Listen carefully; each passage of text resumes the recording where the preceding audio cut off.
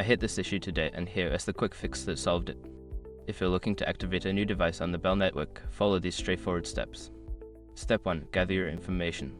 Before you start, make sure you have your new device SIM card and your Bell account details handy.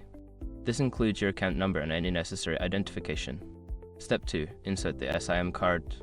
Power off your new device and insert the SIM card into the designated slot.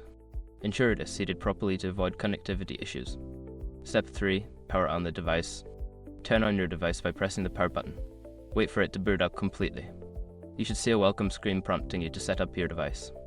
Step 4. Connect to Wi-Fi. During the setup process, connect your device to a Wi-Fi network. This will help download any necessary updates and complete the activation process. Step 5. Complete activation.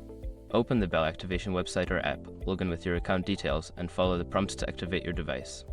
If you encounter an error, double-check that your SIM card is properly inserted. Once you've completed these steps, your new device should be activated and ready to use on the Bell network. If you run into any issues, don't hesitate to reach out to Bell customer support for assistance. Happy connecting!